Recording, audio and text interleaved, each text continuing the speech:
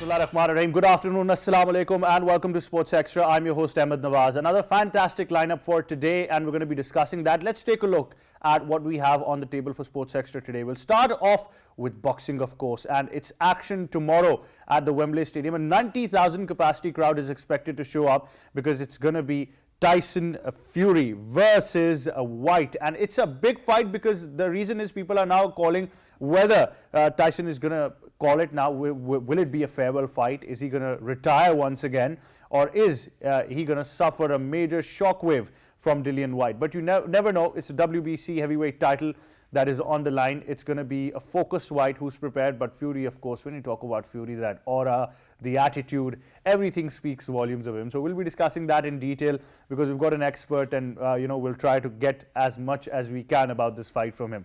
After that, we will be discussing football, and in the football it's the English Premier League, of course, but in detail, it's going to be a talk about Manchester United today. The fact is that they're going to get a new manager, which is going to be Erik ten Hag, who is coming, and things are changing at United. There are some news as well that probably he's going to be given the green light and a handsome amount of cushion as well as far as the finances are concerned to make the changes that he needs. A lot of contracts are up for being renewed but won't be, and probably he's got the cushion to get new players as much as he wants, because like I said, that financial cushion is about a pretty handsome amount when you talk about millions of pounds. So that's going to be there as well. And after that, we will be discussing NBA, the playoffs that took place, exciting playoffs there as well.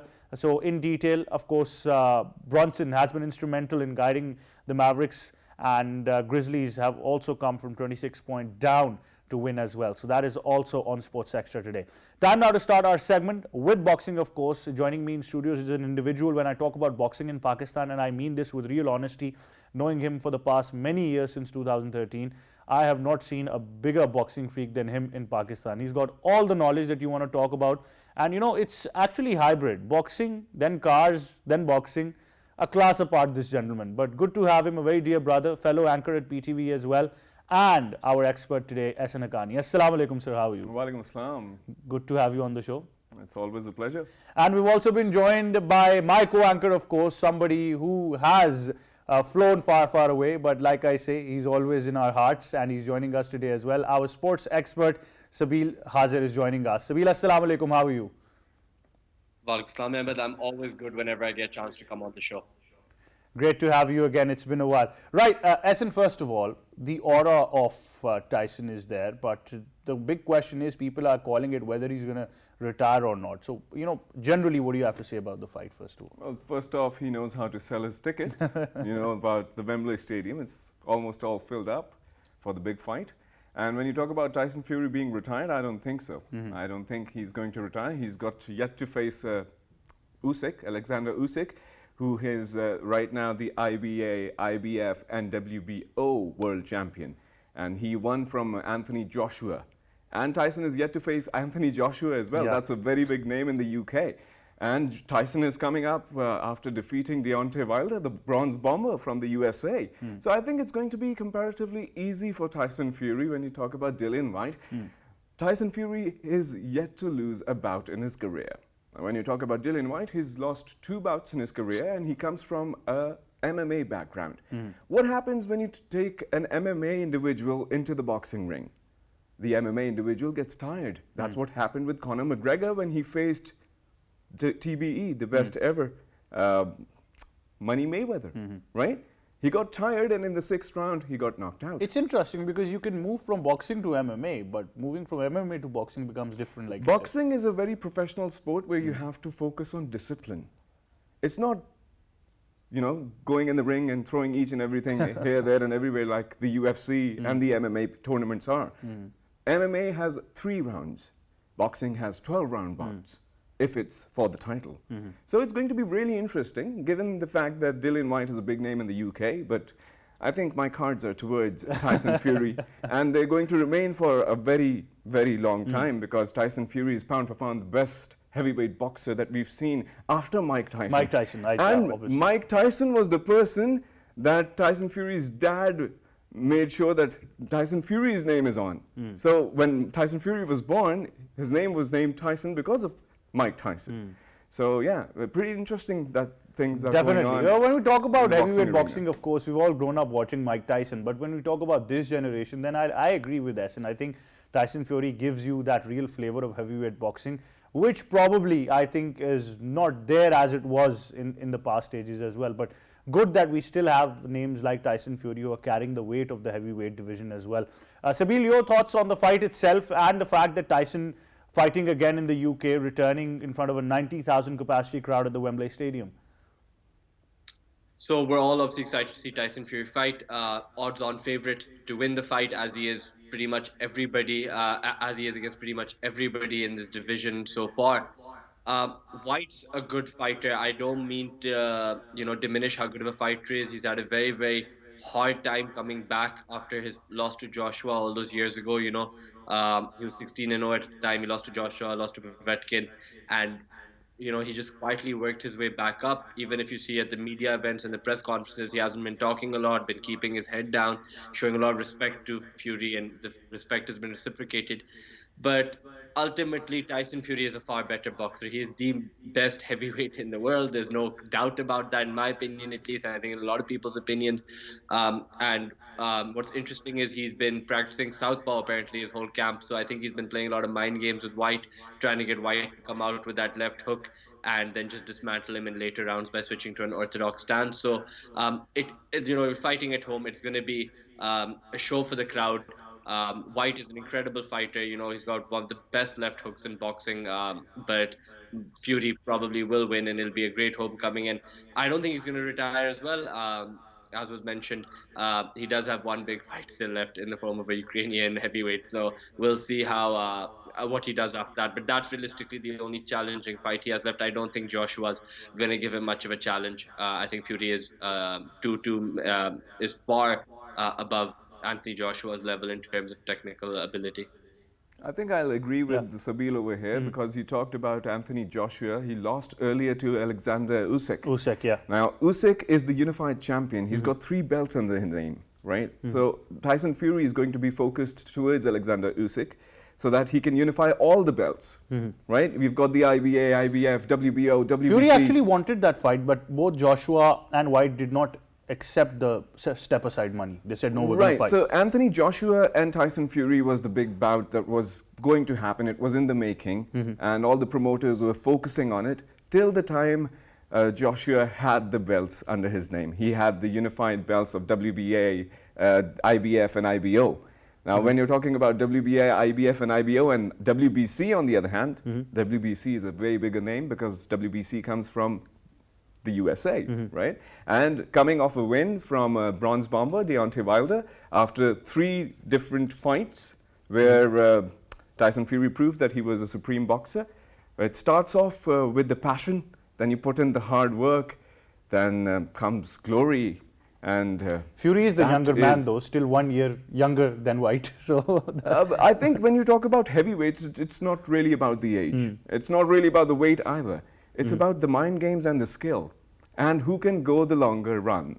Like that's what Muhammad Ali said. Okay, that you need to focus on the skills, and at the end of the day, But talking about technicality, Jason, like you mentioned that Tyson has never been beaten in his professional career. Out of his 31 victories, 22 have come out from knockouts. So I think that tells us a lot about his technique and the way he's going to go into this fight. Right. When we talk about Tyson Fury, let's make it clear. He was never regarded as a bigger puncher. He was morely regarded as a boxer fighter. And everybody knows about his mind games and the way he performs in the boxing ring. When you talk about people like Deontay Wilder, he was a bigger puncher. But then again, boxing is all about skills and mind games at the end of the day. Because if you go the 12 rounds, anything can happen in boxing. We saw that in the Amir Khan fights, right? Amir Khan is very technical. He's very amazing. All our sympathies are always with Amir Khan. But at the end of the day, it's just one big punch that he lands in the end, and that's where the curtains close. That probably closed the fight. Right. So we have to make sure that whenever we end up in the ring, and especially when it's about the heavyweight boxing, it's more of about that one big punch that Deontay Wilder kept on searching for, and Tyson Fury didn't give him a chance. But as in, like you said, that your cards are going to be with Tyson, and most probably more Tyson people are Fury gonna be is definitely on the cards. favourite right now. He's the favorite right now. He's coming off a win. He already has the WBC title. Dillian Whyte has never been a champion in his life category. before, in that category, the heavyweight category, the World Heavyweight Championship category to be specific. He's coming off, he's already lost to Anthony Joshua. We were expecting Anthony Joshua or Alexander Usyk to be facing, someone from the bottom tier. You're talking about that. No, I'm talking about Tyson Fury. Lost my frame of thought over there. I'm sorry. No. But yeah, Tyson Fury. We expect Tyson Fury. That is a build-up to that fight. That we can say that's a build-up. That's a build-up, but then again, people want to see bigger fights. It's not about the money all the time. It's not about making the crowd come up. It's evident. If you talk about me giving a prediction on the fight, it's going to go 5 or 6 rounds, and then it's going to be a technical knockout. The reason being that. The same reason that I told you before. I mean, he's coming off an MMA background. Yeah, the difference in technicality. You know, they give it all in those first 3 rounds, or maybe 4 or 5 if he's done good in the training. And not more than 5. not more than 5. I mean, I don't see this going more than 5 rounds because Tyson Fury has the capacity of going up to the 12th round and then getting knocked down and then going back up and then knocking the other person out. Definitely. So Tyson Fury is a superior boxer altogether. Definitely. A superior boxer indeed. Sabeel, what's with that attitude, that flavor that comes with Tyson Fury? I think I agree with Essen that he's still eyeing for the bigger fight against Usyk when move on to the future. But then again, this probably a walk in the park for him might not be the case, but you know he's going to take this very easily because that is his attitude. As he mentioned in his last fight as well, are you not entertained? So he goes with that attitude. So definitely outright favorite. Technically, we've mentioned now for the last 30 minutes just for how he is miles and above Whyte. The one thing I will say though is in Whyte's credit, when you talk about Tyson Fury's attitude and flavor, Whyte, people have to understand when he got knocked out by Joshua, he was 16-0, and then he lost to Povetkin, and he was knocked out on those ropes, out cold. It's a very famous picture. It's a very hard thing to overcome that, build yourself up over 6 years, and then get a title fight. It's not an easy thing to do. That is a very strong mentality. So I think regardless of what happens in this fight, which realistically Whyte loses, again, that left hook is very dangerous. If Tyson Fury is he stays southpaw for too long, he risks getting, caught. Perhaps he will switch to an orthodox stance, or maybe these are just mind games in the camp. But whatever the outcome of this fight, I think Whyte has shown that he has the resilience to come back. But he is old now, so realistically, he has been building up 6 years for this fight, and I think his mentality will be like, I worked so hard in silence. I wasn't getting pay-per-views. I wasn't getting all of these fights. I have a chance to prove it against Tyson Fury. So he's definitely not. I don't think he'll go the full distance. I agree as well. I don't think he'll go the full distance, 5 or 6 rounds. But I think that'll be aided by Whyte trying to come out and just land some devastating blows because he knows he needs to finish this fight because he is not going to outbox Tyson Fury. Yeah, probably. I think I would disagree with Sabeel over here. I think Dillian Whyte doesn't really have a chance. If the boxers community remember, Tyson Fury earlier sparred with Dillian Whyte. And he gave him a big thrashing, and that's when he joked about it in the press conference as well. Said that we ate together, we slept together, and Dillian Whyte was like, "No, dude, we didn't sleep together. I mean, we slept in the same premises, but we didn't sleep together, okay?" But I mean, he's playing his mind games. That's the way he tackles the. He's going to make him his money. That's for sure. Absolutely, it's all about the money game. When you talk about the WBA, WBC, the heavy welterweight fights, and the championship bouts, it's always about the money. You get pay-per-view money, you get money from the stadium or the venue, and then you get promotional activities. You make billions of dollars in one night. I mean, boxing is one of the most rich sports when you talk about making money I mean, in a small only- span of time. Like only the in pay-per-view. like 25 to 30 minutes, you're a billionaire. Absolutely. I think only the pay-per-view is about £25 if you want to watch this fight as well. So that says a lot. But Ahsan Haqqani, thank you very much for joining us. Always pleasure having you on the show. On that note, we're going to go towards a short break. We're going to hang on to Sabeel, and we've got more coming your way right after this short break. Stay tuned to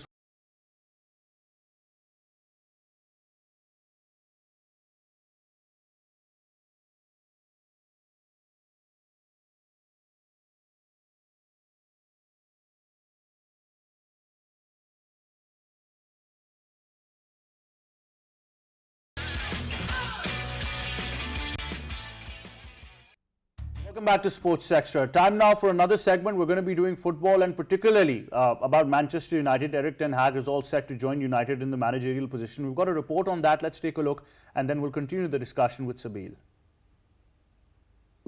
United have appointed Ajax boss Erik ten Hag as their new manager to replace interim Ralf Rangnick at the end of the season. The 52-year-old has signed a 3-year deal with an option of further 12 months. Following the sacking of Ole Gunnar Solskjaer, Manchester United brought in Germany's Ralf Rangnick as a caretaker boss until the end of 2021-22 campaign. The Dutchman will replace him, with interim boss set to take up consultancy role at Old Trafford. Ten Hag, who was a centre-back during his playing days, said he was looking forward to the challenge ahead of his new role as Manchester United's permanent manager. Mitchell van der Gaag, Ten Hag's assistant at Ajax, is likely to join him at Old Trafford with advanced negotiations already underway. Manchester United are set to end yet another season without a trophy. After losing 4-0 to Liverpool, the Red Devils are currently placed 6th in the Premier League table. As things stand now, Rangnick's side won't make it to the UEFA Champions League next season.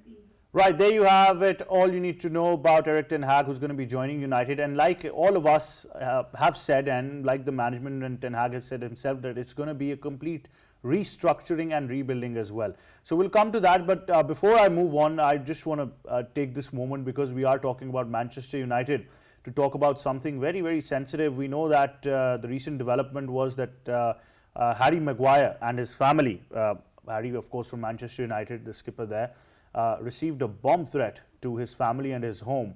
You know, I want to put this on record. We did take it to social media as well, that we all have our differences. Being a United fan, we're very frustrated. A lot of us are frustrated with the likes of Maguire as well, for his lack of form and, you know, lack of quality for United. But let me put this very straight, that doing things like this to a person and his family are a new low. And I think, I hope that the culprits are apprehended soon. And at this moment, the entire team here and everybody who's involved, I think, would like to send support to, when you talk about Harry Maguire and his family, and wish them safety. Because like I said, this is a complete new low when you talk about this. This is completely not acceptable, that you try to bully someone and then, of course, take it to a next level by giving them and their family and their home bomb threats. I mean, have your disagreements on a professional level. Don't make it filthy, because that's not what the sport is all about. So I think highly condemnable when we talk about this entire scenario that has happened. Now, that being said, moving on to United and Erik Ten Hag. Sabeel, first of all, the move itself from the Glazers, what do you think that they're trying to send out? What message is being sent out by getting in Hag, and what can we expect? So when we were talking about, Ragnick coming in from day one, we always said that he's coming in to eventually next season take over a board role, right? A board of directors role, or whatever, a football director role behind the scenes, and they're going to bring in a manager. We knew that Ragnick was just there for like this season, and then they're going to make him de facto in charge of club football and bring in a manager. Now, Ten Hag, that's a statement. They've brought in a manager. Well, obviously, he's not a Mourinho who's won Champions Leagues and is an old, successful manager. They've brought in somebody who's at Ajax, has played, he's been very brave with what he's done at Ajax, and he's not like, look at the Manchester United have had. They've had Van Gaal, they've had Mourinho, they've had winners come in and who struggled to make an impact on the team. Obviously, Mourinho did quite well in hindsight. So with Ten Hag, what I think they're bringing him in for is, if you look at what he did at Ajax, so when he came to Ajax was still in the Johan Cruyff total football kind of mentality. He broke away for that, and that's a very brave thing to do at Ajax, to go like, look, we're not doing that total football 4-3-3 stuff anymore because we don't have the players for it. Now he plays a system that fits his players. He was very good at adapting it and getting them to play really well. Even right now, they're going to win the league again this season, probably. So to bring that to United, I think what they're trying to do is get somebody in who can see the players they have and impose a style that works. It doesn't have to be his style. Like if they can't play pressing football, I think, or they can't play his system, he will adjust. And if Ronaldo stays, another year, finishes his contract there, then it'll be interesting to see. Because with Haller, if you can get Haller so many goals, imagine how many you could get Ronaldo. Well, talking about restructuring, even Ragnick said this, put it on a statement as well, that probably 8 to 10 people will have to go and restructuring will take place.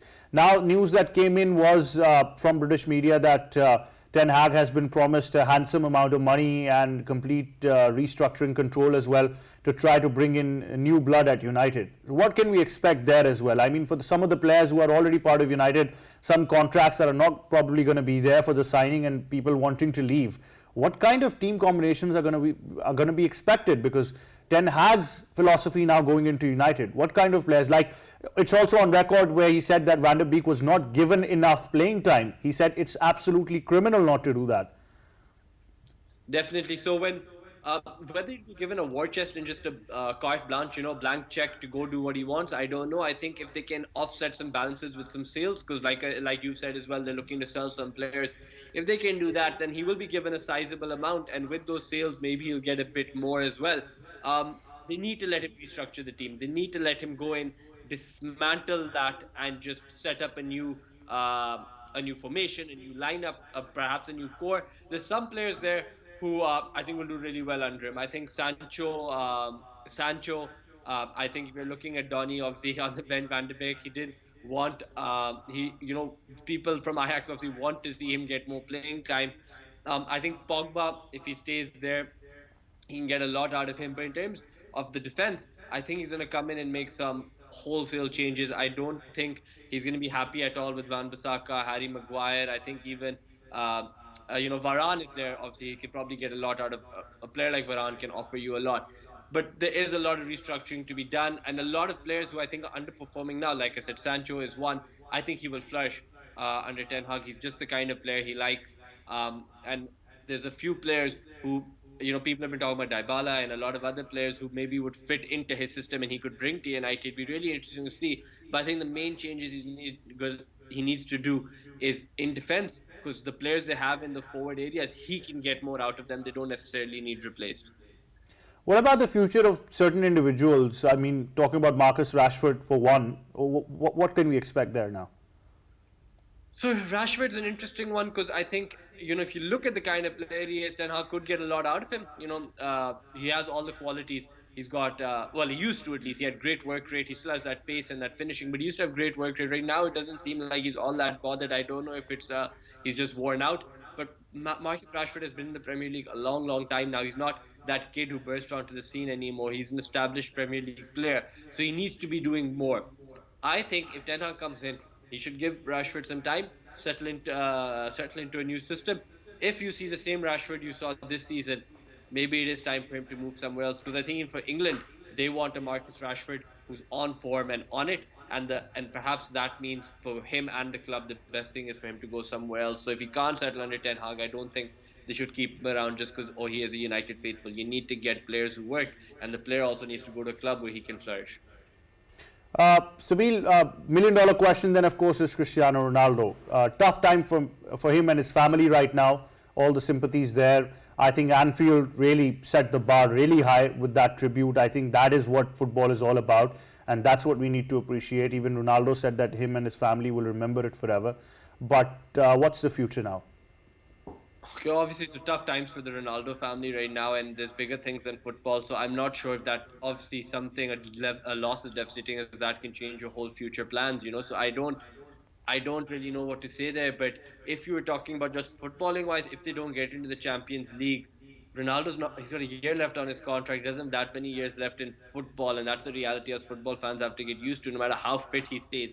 So, I think they're really going to have to push, because right now where they're sitting, it's not looking good, right? They're Tottenham have a game in hand. Arsenal have a game in hand. They're both 3 points ahead.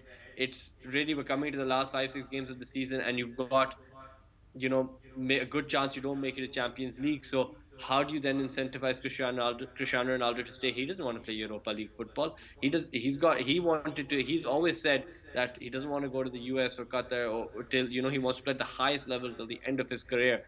And that's the Champions League. So no matter who comes in, I think the question for Ronaldo is, am I playing Champions League? It doesn't matter if you get in, the 10 greatest managers of all time, all to come in and make a backroom staff. If I'm not playing Champions League and I've only got a year left on my contract, it doesn't make sense for me to stay. So I think United really right now need to focus on getting onto top 4 so they can keep some talent like Ronaldo, the older talent who will probably look to go elsewhere.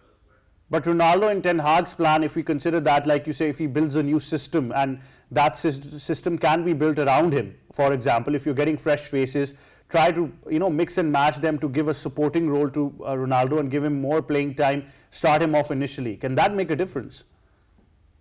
To the results on the pitch, definitely. I think Ten Hag coming in, I don't think is an exaggeration. Like Ronaldo's already got 20 goals right now. I think with Ten Hag coming in, he'd probably get 30. So I don't think that's an exaggeration to say, considering how Ten Hag gets the most out of his forward players. And some of these forward players, no offense to them, were bang average when they came to the club, and he's made them look like world beaters. So I think that will make a difference on the pitch. The question again is, without the Champions League, do United even have a shot at keeping Ronaldo? And that's the real question before Ten Hag even comes in. But it's very difficult to understand this critically, isn't it? Because if you talk about the amount of managerial changes, they have been immense. Now, Ten Hag coming, obviously people cannot expect miracles straight away, but they need to understand that now this is going to take some time and going to take some patience as well at the same time. It's not just going to happen overnight that, okay, United just start winning leagues and winning championships and winning trophies. Definitely. Look, I think we already saw a miracle with United when Mourinho came in. He made them look like they might be title challengers in the not so distant future, and he won the Europa League, and he did quite well. And I think people were very ungrateful of that because of these lofty expectations. Ten Hag's going to come in. He's going to build a squad that will hopefully get you into the Champions League consistently, and then we can start talking about winning leagues. If you're not even cracking top 4, if you're struggling to crack top 4, that's an issue. So I think what United fans should be expected from Ten Hag is top 4 finish. And basically what Wenger was known for, just consistent top 4 finishes. I think that's where the bar should be for the next 5 to 6 years. And then maybe, after he comes in, settles the team, whether he goes or stays. I think United, they need to get those consistent finishes before they start thinking about winning leagues, because United are here and City and Liverpool are up here, so there's a big gap. Yeah, I think they're probably cursed because they didn't treat David Moyes right, but you never know. That would be the case. But definitely it's a new United that people are expecting now. Changes will take place. Moving now, focus to NBA and the playoffs there. Very interesting, of course. The highlights have been there as well for you to see. Some exciting games that we've got to talk about as well when we talk about NBA playoffs. And it's been interesting. Warriors beating Nuggets and capturing a 3-0 advantage. And then, of course, Curry, Poole and Thompson combined with 80 points. Brunson guiding Mavericks past Jazz. And Grizzlies come from 26 down to take the series lead as well. And we can just have the action on full screen as well for you. You can see it right in the center. All the action from the NBA. We've discussed NBA a lot on Sports Extra, and I think it already has a good enough following, but going into the playoffs, it's getting interesting as well. So first of all, Sabir, Warriors beating Nuggets, and they've captured that crucial advantage now, 3-0. So they're gonna go through. They're one of the favorites to go all the way. So I think the Splash Brothers are doing what we all expected them to do. And the couple of times we spoke about the Warriors before I left, actually in the month leading up to when I was leaving, we were talking about how dominant they're going to be, and they are one of the favorites. So they're gonna cruise through probably, judging by how they're playing and how all their top players seem to be hitting peak form at the right time. So they're not the worry. I'm more interested in what happens in the Bucks versus Bulls, because obviously that's turning out to be quite an encounter. We expected it to be as such. Giannis versus DeRozan and Lorenzo Ball and all these players in the Bulls. So that's going to be the interesting one to see, especially to see which one so early on gets knocked out. That is the case with the advantage as well. But overall, how have you seen the Warriors season? If you talk about them and the number of performances from their side as well, and as a unit, as a camp, how well have the Warriors responded to this season? They've been incredible. I think this is what we were expecting the Warriors to be for like 6, 7 years in a row. Obviously, people they saw those first 3 seasons with the Warriors and they thought, oh, this is going to be the team that overshadows what the Chicago Bulls under Jordan did, because people love getting ahead of themselves. So we saw that form, and then we obviously saw the Lakers come back into it. We saw Toronto. We saw a lot of teams start to pick up pace, and the Warriors seemed to drop off. When they brought in Kevin Durant, they seemed to be very, very reliant on him, and he got injured. And that's a big problem they've had for the last few years, is injuries, injuries, injuries. But this season, people have picked up. People seem to be a lot healthier. They seem to be a lot fitter.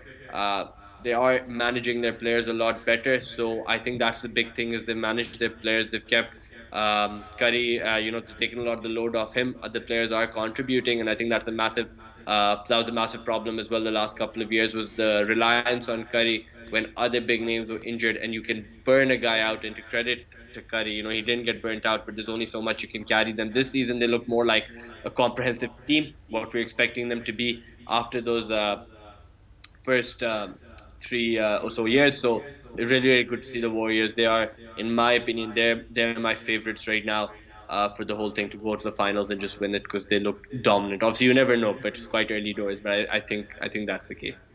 Well, elsewhere, Mavericks taking out the Jazz 126 to 118, and Dallas also getting a 2-1 lead in the case. Yeah, so Mavericks will probably go through. Their Jazz have been very iffy. I think I spoke about them as well, where I mentioned that we expected them to do a little bit better. But, it's not like they're being blown out of the water. They've got a win as well. But realistically, Mavericks are the better squad. And I don't see them throwing it away. If I'm being realistic, I see Jazz getting knocked out. I see on the other side, I see Phoenix. They're struggling. They're the type of team who makes, like what Jazz is hoping happens with them is what Phoenix is doing with their opponents, where they're making, they're choking at big moments and letting teams back into the game. That's probably not going to happen with the Mavericks and Jazz. Moving on, the Grizzlies and the Timberwolves, I think that's a comeback, 26 points down and then making a comeback to take the lead. Definitely, that's something. Well, you can expect. I think they are similar levels, so I think that 26-point lead is a bit. It was a bit out of the blue. At least I didn't expect such a massive gap to appear at any point during the match. So the comeback is very impressive, but they are similar level of team in my opinion. So perhaps the end result is far more reflective of the standard of the two teams. Well, a big game's coming tomorrow as well. We talk about Hawks taking on the Heat, and they're already leading 2-0. Then Bulls against the Bucks and Pelicans against the Suns. Where do you put your money on right now going into the playoffs? So, like I said, the Suns making the Pelicans look a far better team than they are. I don't know how consistent they're going to be. I think Suns, on the basis of who they have, are a better team, but they're making the Pelicans look far better than they are. The Bulls and the Bucks are that's where it is. That's the real one where I can't call it, because I genuinely do not know. DeRozan has had an amazing, and it's tied at 1-1 as well. Yeah, it's tied 1-1, and Giannis is doing what he does, but you have people in that team. What's really interesting is you have DeRozan, who's obviously been criticized throughout his entire career for being a choker in playoff matches. He saved them in Game 2 just there, and he's performing now. So that's a really, really tough one to call. You expect the Hawks and the Heat, where that's going. So we know the Heat are looking quite strong there. But so I think the real tough one is the Bucks and the Bulls. You can't really call where that series is going, because if DeRozan keeps performing like this and they keep double teaming Giannis, every team does it. But Miami had Chicago had a lot of luck in the last match with their double team. Giannis was being hunted down viciously. Absolutely. Well, I think my allegiance does go towards the Bulls a bit, but it is going to be an interesting game. So, Sabeel Hazir, thank you very much for joining us on Sports Extra. Great to hear from you once again. Right, that was our sports expert and my co-anchor Sabeel Hazir. A bit far away now, but always great to have him on the show and getting these details. The NBA playoffs are getting very interesting, but I think, like he said as well, if you move on to games coming up, the Bucks against the Bulls is certainly an interesting one, and that's where nerves are going to be shaking, because that is a game that's very, very difficult to call. But that's all we have for this edition of Sports Extra. Until next time, from me and the entire team, it's goodbye for now.